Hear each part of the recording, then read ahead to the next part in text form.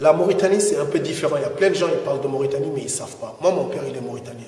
Wesh, t'es d'origine moitié ma mauritanien, mère, elle est moitié sénégalaise. Ouais, ma mère, elle est sénégalaise. Mon père, il est mauritanien. Mais moi, je ne reconnais pas la Mauritanie en tant qu'État. Je peux avoir la nationalité mauritanienne, moi. Mais je ne reconnais pas la Mauritanie en tant qu'État. Ni leur drapeau, ni leur logo. C'est vrai que tu parles beaucoup du Sénégal, hein. Ouais. Même à l'époque, lors de ta carrière, Ouais. au niveau de ta discographie, beaucoup Sénégal, Dakar, Ouais. Blood, etc. Ouais. Mais très peu la Mauritanie. Très peu la Mauritanie, tu sais pourquoi? Tant que la Mauritanie, elle ne sera pas indépendante, le sud de la Mauritanie, à partout où il y a les Renois, moi je ne reconnais pas la Mauritanie. Moi, mon père, il a été emprisonné en 1966 en Mauritanie, car il luttait contre l'arabisation du pays. Ah, il était déjà dans le combat. Ouais, en 1966, M. Salif Ouane, c'est mon père. En 1966.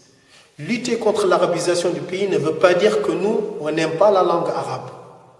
Ça veut dire qu'on refuse qu'on nous impose la culture arabe.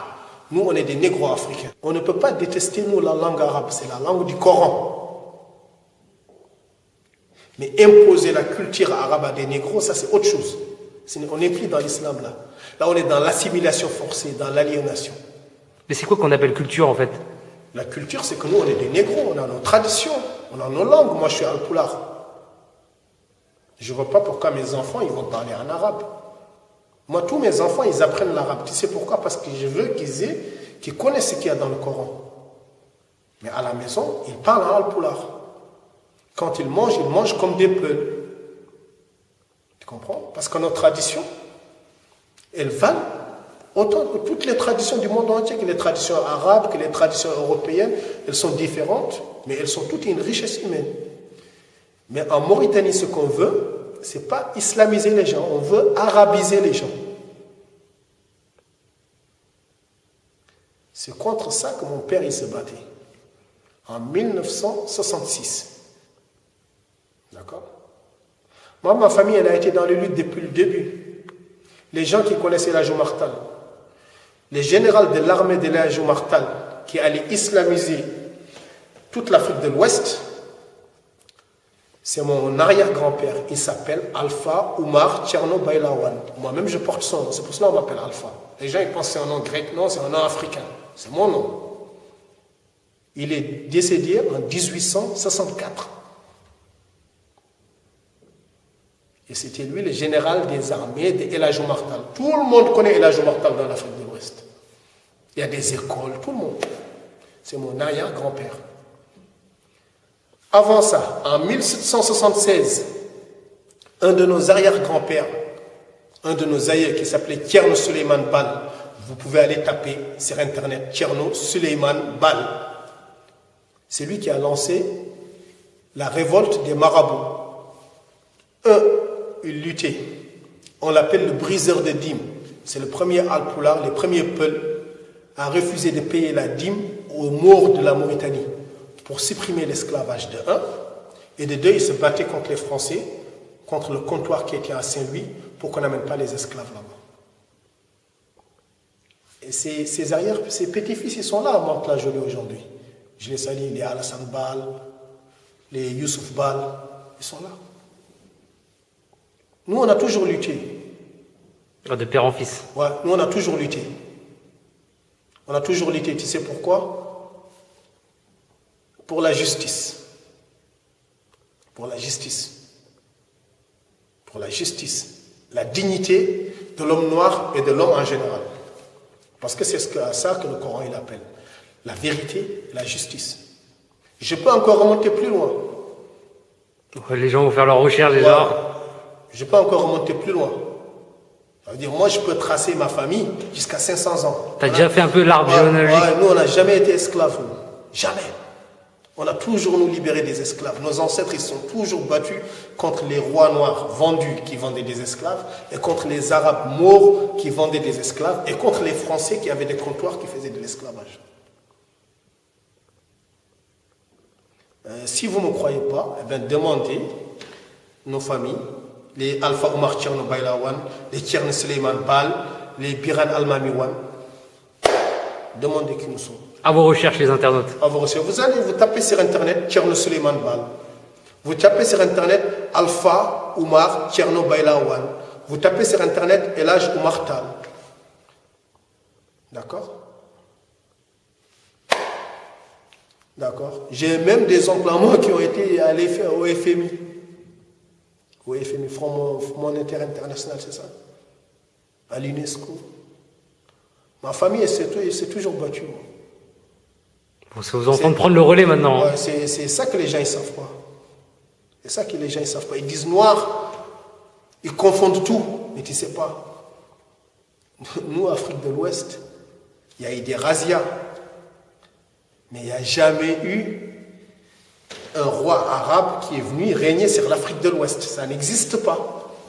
Donc je vous défie, tous les historiens du monde entier, allez à vos Googleisez, cherchez-moi un seul roi arabe qui a régné dans notre région. On a toujours eu des relations de voisinage avec eux. Parfois c'est tumultueux, parfois c'est dans le bon sens. Mais comme la France et l'Allemagne, c'est des frères, et parfois ils se battent, parfois c'est des périodes d'amitié. Ça a toujours été comme ça. Comme son propre voisin de palier. Exactement. Des fois il fait du bruit trop fort et des fois on lui dépanne du sel. Exactement. Beaucoup de gens ils ne savent pas ça. Beaucoup de gens ils ne savent pas ça. C'est pour cela que moi, je m'engage un peu avec les frères mauritaniens. Parce que c'est une suite de la lutte de mon père. On a vu que le 28 novembre, il y a eu un morceau de ta part. Ouais. Ce qui a surpris pas mal de gens. Tu avais arrêté la musique, tu l'avais annoncé haut et fort, tu avais dit que plus jamais tu rentrerais dans un studio. Explique-nous un petit peu ce morceau et surtout pourquoi ce retour. Est-ce que c'est un retour ou c'est juste un morceau comme ça? Non, frère. Il faut être sourd, muet, aveugle pour croire comment il y a un retour. Tu sais bien qu'il n'y a pas un retour. Le 28 novembre 1990, le gouvernement bassiste, nassériste, mauritanien, raciste, a décidé de pendre 28 noirs, tu avais 28 novembre, 28 noirs pendus, pour envoyer un message, pour anesthésier le peuple noir. Tu comprends ou pas ce que je veux dire? Tu as vu jusqu'où va le vice, jusqu'où va le mal. Ces gens-là, leurs familles, ils ont fait des films. C'est sur Internet, vous pouvez aller les taper, vous allez voir. Les familles, ils ont fait des manifestations. Aujourd'hui, on est presque en 2018. Ça fait combien? Ça fait 28 ans. Pas un iota qui a bougé. J'ai estimé que c'est de mon droit dans leur lutte de leur dédier un petit morceau, de leur dire, tenez, pour faire revivre leur lutte. C'est un hommage. Ouais. Ce n'est que le début. Ce n'est que le début. Pour faire revivre leur lutte. Parce qu'à un instant, depuis 1990, ils font toujours la même chose. Ils font toujours la même chose. Ça ne bouge pas beaucoup. J'espère qu'avec ça, il y a des nouvelles générations. Déjà, il y a des gens qui ne sont pas au courant de cette histoire. Qu'ils vont savoir ce qui se passe. Et ils vont prendre des nouvelles décisions. Et je sais que dans tous les ghettos de Mauritanie, là où il y a des Renois en Mauritanie, ils écoutent le son. Ça va créer de nouveaux Spartacus. C'est ça le but. C'est ça le but. Mais toi, tu es rentré en studio justement le but, c'est juste pas... pour ça. Ouais. Ton devoir, c'était de... Mon but, c'est de créer des révoltes, mon ami. Mon but, c'est de casser la chaîne dans la tête de l'homme noir en Mauritanie. Ça veut dire le mec qui est dans le plus profond du village, il est en train de... Il va au puits. Il va au puits, là, il prend l'eau. Il n'a pas de robinet, mais il a le téléphone. Je sais que quand il écoute ça, il a le courage. Parce qu'il va dire, ah oui, ça c'est un alpoulard comme moi qui parle. Ça fait 28 ans, personne n'a parlé comme ça. Ou il y a des frères qui ont parlé comme ça, mais on ne leur a pas trop prêté attention. Il y a des frères comme Yero Gaïna Kosso qui a parlé comme ça, tu vois. Qui a fait des sons. Il y a plein de rappeurs mauritaniens qui en ont parlé. Mais c'est pas pareil que si moi j'en parle. C'est pas pareil. Surtout quelqu'un qui est arrêté. Ouais. C'est pas pareil. C'est pas pareil. C'est pas pareil. Là, la lutte, elle va prendre une ampleur plus internationale. C'est ça le but. Et surtout que tu as mis une légende, la haine que la haine a engendrée. La haine que la haine a engendrée. pour dire au gouvernement mauritanien, pour dire aux esclavagistes mauritaniens, la haine que la haine a engendrée. Black Mauritanien, que vous le voulez ou pas, le Sud Mauritanie sera indépendant. Je m'adresse au gouvernement mauritanien, président Abdelaziz, je sais même pas c'est quoi tout son nom.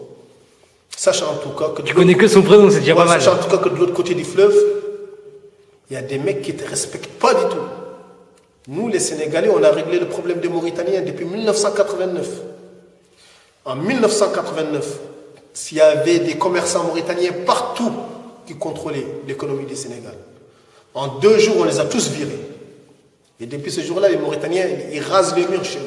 Ils ne font pas le malin. C'est tout. Donc, si tu respectes nos gens, on te respectera. Si tu ne respectes pas nos gens, tu n'auras aucun respect de notre part. C'est tout. Mais nous, on est de l'autre côté du fleuve. Il faut savoir que ces gens-là, le seul truc qui nous sépare, nous et les Noirs de la Mauritanie, c'est un fleuve. Mais le fleuve, ce n'est pas une frontière naturelle. Le fleuve, c'est une continuité. Il y a des Noirs mauritaniens qui ont leur champ au Sénégal. Il y a des Sénégalais qui ont leur champ du côté de la Mauritanie. C'est nos frères. Je te dis que moi, ma mère est sénégalaise. Mon père, il est mauritanien. Mais les deux, ils sont de la même famille. C'est de la même famille. C'est comme si on dit Paris rive droite, Paris rive gauche. On veut faire 2 pays, c'est pas possible, c'est pas 2 pays ça. C'est une continuité. Oui, il y a juste la Seine au milieu, quoi. Ouais, donc c'est normal que ces gens-là, quand ils ont quelque chose de mal, que nous, ça nous fait mal. D'accord? Mais j'ai dit à tous les Noirs mauritaniens, personne ne vous aidera si vous-même vous commencez par la lutte.